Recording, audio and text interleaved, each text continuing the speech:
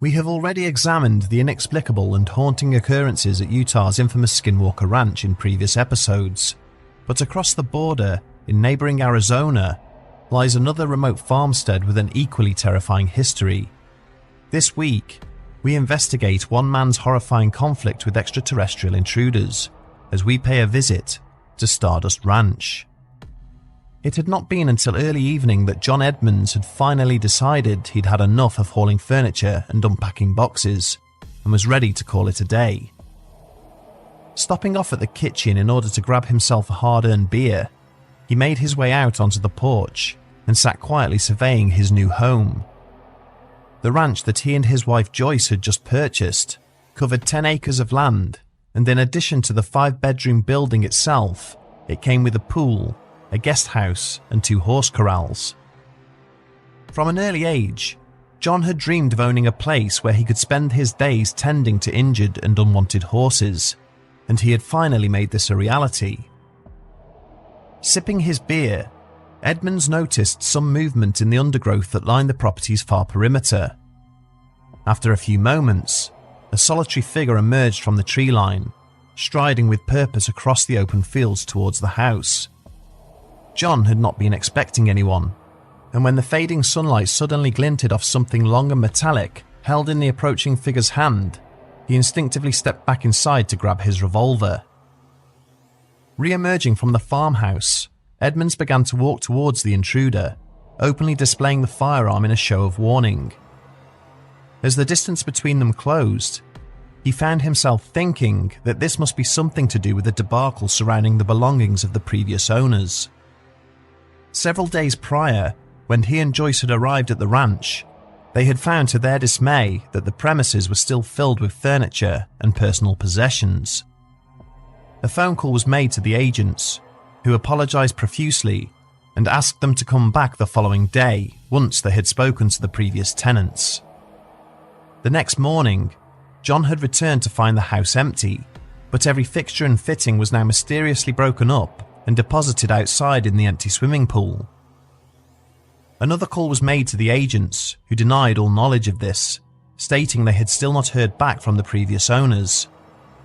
After another day of waiting, Edmonds had finally lost his patience with the situation and arranged to have the unwanted mess disposed of himself.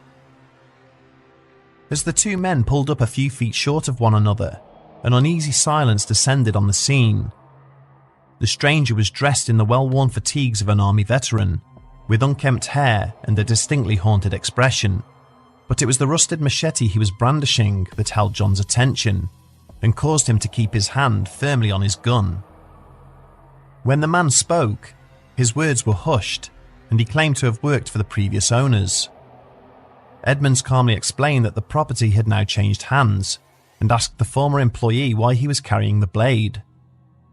The stranger replied that it was for hunting monsters, which is what he had been paid to do. John thought for a moment, then calmly told the man that his help was no longer required, as he had not seen any monsters recently. There was another brief pause before a mocking peal of laughter burst from the rancher's lips. The man petulantly threw the machete to the ground and began to walk away, before turning and shouting that John would be sorry. As he watched the retreating figure disappear back into the trees, the new owner of Stardust Ranch had no idea just how true this statement would be. Initially, the idyllic rural existence they had chosen worked well for John and Joyce. Over the first few weeks, they started to receive a steady supply of sick and neglected horses. Being only an hour and a half's drive from Phoenix meant that everything they needed was within easy reach. The first sign that the agents might not have been entirely honest about how they had marketed the property came when John tried to get the ranch's faulty phone line repaired. Despite having arranged 3 different appointments, nobody from the phone company had ever materialized to fix the problem. It was not until he registered a formal complaint that an engineer had reluctantly made a brief appearance. When he did eventually arrive, the repairman worked as fast as he could to rectify the problem, to the point where John demanded to know why he was so eager to leave. Without pausing to stop what he was doing, the worker hurriedly explained that the ranch was cursed and that everybody in the local community went out of their way to avoid it. Several days after this unsettling conversation, it became clear to John that not everybody was choosing to avoid his property. On his morning rounds, he noticed that somebody had been tampering with the fencing that surrounded the 2 horse corrals. At several points, the metal fence posts had been wrenched out of the ground, and in some cases, they had been bent and twisted out of shape. The incidents continued, with the damage becoming progressively worse. John would hear strange humming noises at night, but when he went outside to look, he could not find their source. Only with the arrival of daylight the following morning would the full extent of the damage be discovered. Things eventually came to a climax when he found one of the horses dead. The unfortunate animal had been choked to death by a heavy iron post, which had somehow been warped and twisted around its neck. It was only as John puzzled over what could have bent the thick metal bar in such a way that Joyce broke down and told him that she felt like there were people in the farmhouse watching her. She said that she had caught sight of shadowy figures following her from room to room, silhouettes that only appeared at the periphery of her vision and seemed to dissolve or vanish when she tried to focus on them. Edmonds tried to reassure her that she was just tired and on edge because of the vandalism, but the senseless death of the horse concerned him. He decided to start placing weapons within easy reach at strategic points around the house. A deceptive period of calm then followed, but it was not long before the situation took a terrifying turn for the worse. One evening, John was awake in bed, unable to settle due to Joyce's periodic snoring. Whilst he lay staring at the room's far wall, the shadows there suddenly seemed to swell and contort before a trio of dark figures materialized. Frozen in terror, he watched helplessly as the shadowy intruders slowly made their way over to his wife's side of the bed. As the lead figure reached out towards her, John felt his fear suddenly turn to rage. With a roar of anger, he leapt to his feet, reaching down for the aluminium baseball bat beside the bed. In seconds, he was across the room, lashing out at the dark shapes that were now leaning over his sleeping wife. With a wild swing, he felt the metal bat connect with the nearest one. There was a high-pitched shriek before the figures immediately vanished, leaving a bewildered Joyce asking John why he was stood looming over her with a baseball bat. The police were called, but they could find no evidence to back up John's claim. They seemed more concerned with the array of weapons that had been stashed in each room, and their departure only seemed to embolden whoever or whatever had invaded their home. On a weekly basis from this point onwards, John Edmonds would find himself fighting for both his and his wife's very survival. During the evenings, whilst he struggled to stay awake watching over Joyce, Edmonds began to hear deep humming sounds off in the distance. Occasionally, when he looked out of his window, he would observe what appeared to be gaping portals of some kind, inexplicably appearing in the middle of the night sky, illuminating the surrounding darkness. John witnessed mysterious craft and bright orbs of light disappearing into the portals, which would then close behind them, leaving no trace of their existence. Sometimes these objects would be shadowed or pursued by what looked like military aircraft, fueling his suspicions that the government were fully aware of what was happening on the ranch. The nighttime incursions by the occupants of these craft continued.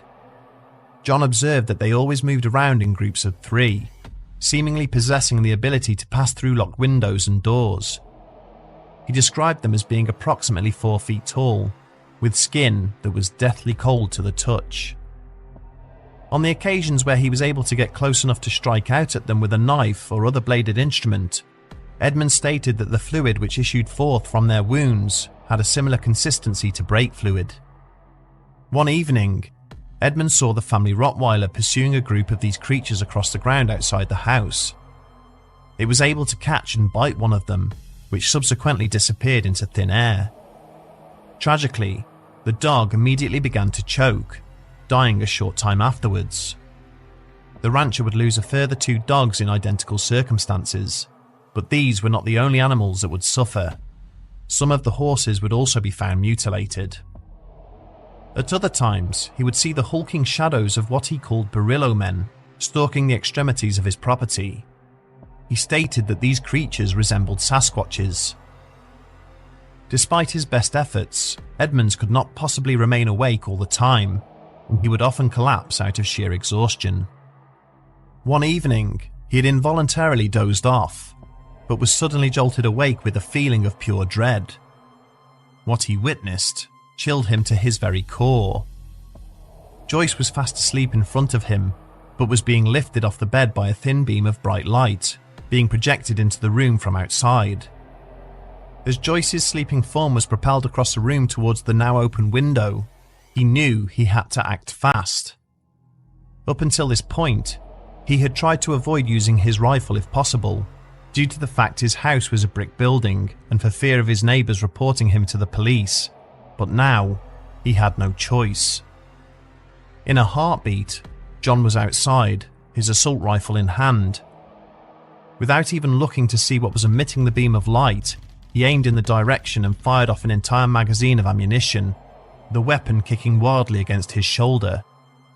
He heard the rounds impacting off something metallic a short distance away, but the light beam continued to shine. Within moments he'd reloaded, and again fired blindly at the light source, until it blinked out of existence. In the sudden silence, he saw an undefined dark shape moving away from the house at great speed, before it disappeared into a portal. Returning to the bedroom, he found his wife collapsed in a corner.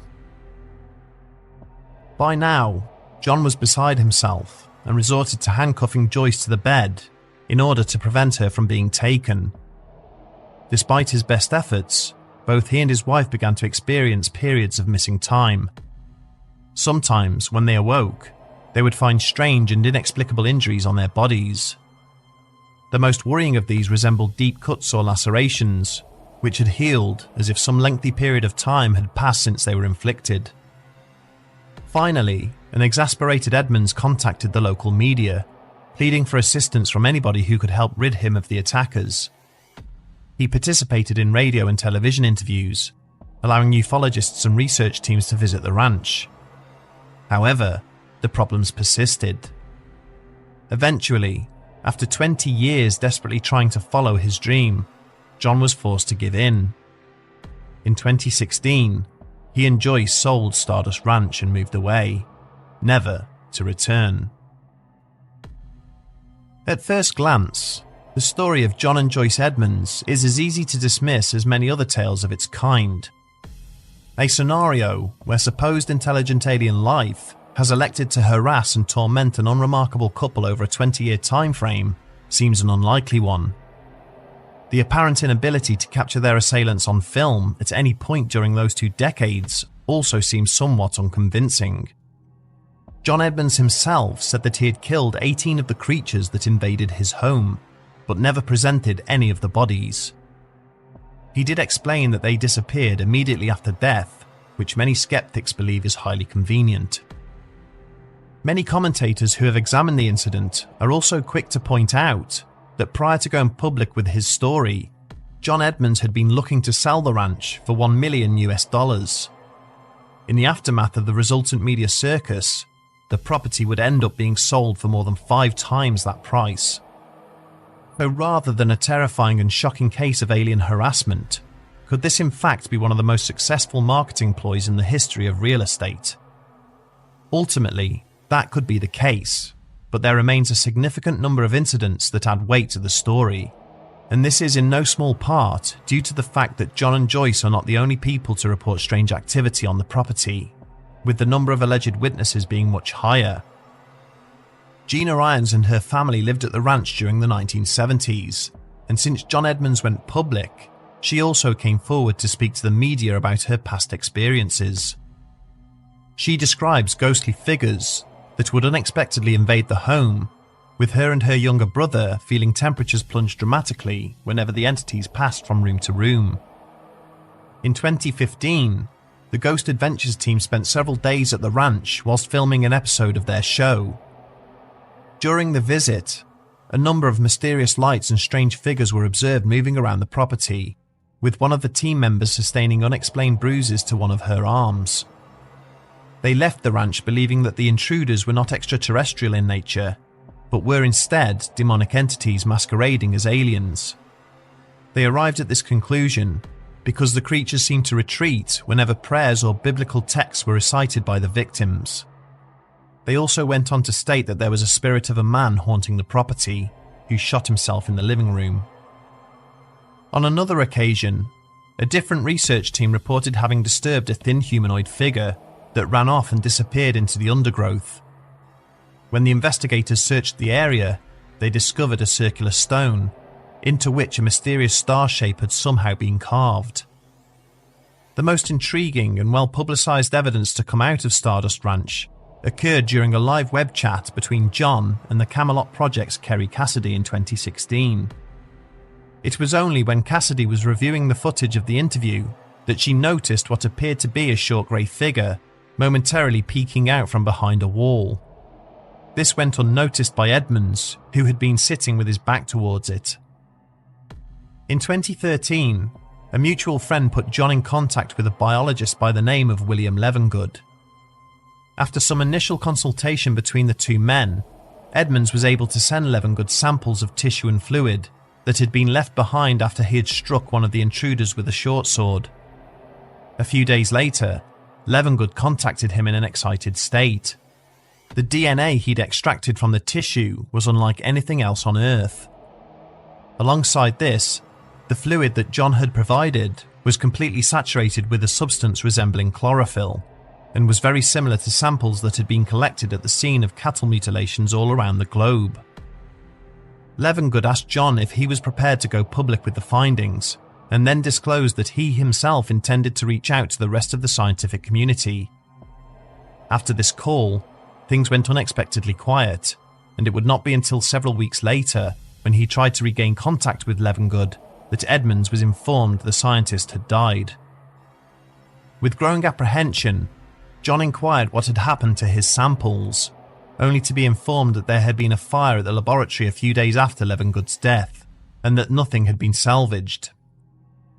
He would later discover that Levengood's wife had also died, not long after her husband. This is perhaps not as strange as it sounds, as both the biologist and his wife were in their 80s. Nevertheless, Levengood's death would further raise John's suspicions about the government somehow being involved, but it was an unexpected visit not long after he had contacted the media, which finally convinced him that the authorities were working against him. About 2 weeks after he had spoken to the press, John was working in one of the corrals, when he saw two men dressed in black suits standing outside the main gates. As he watched in disbelief, the two figures seemed to walk straight through the metal bars, before approaching him and ordering him to keep quiet about the activity on his property. The two men, who wore dark hats and sunglasses and emitted a foul odour, then walked away before disappearing completely. Whether or not you believe John Edmonds, there does appear to be a degree of honesty in his retelling of events. He has been accused of exaggerating his accounts, but has remained steadfast in his conviction. People who have interviewed him in relation to his claims state that he is a sober and convincing witness. His stories, whilst fantastic in nature, are always told in a grounded and logical manner, with the traumatic effects they have left upon his soul clear in the way that he relates them.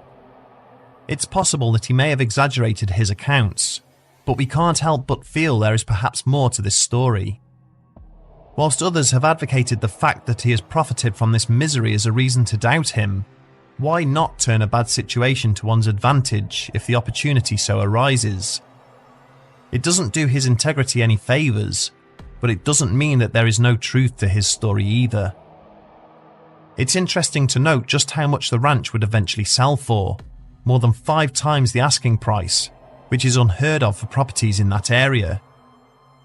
Assuming the buyer purchased the property because of its supernatural activity, this seems like a huge investment to make based on witness testimony alone. One has to wonder whether the new owner has witnessed the activity for themselves. In any case, the descriptions of events bear a striking similarity to the incidents which took place at the more famous Skinwalker Ranch. Alongside this, Arizona itself remains a hotbed for some of the most infamous UFO incidents reported on American soil. Stardust Ranch lies only a stone's throw from where people have historically gathered to observe the famed Phoenix Lights. It is also close to the town of Snowflake, where Travis Walton was allegedly abducted back in 1975. In future episodes, we intend to return to the Copper State to cover these and other associated stories. Whatever the case may be, there does appear to be a degree of correlation between this story and those of other reported incidents, although we concede that it is difficult to believe due to the lack of any supporting evidence. If there is any truth to the tale surrounding Stardust Ranch, we can only hope that John and Joyce have finally found the peace which they so desperately fought for.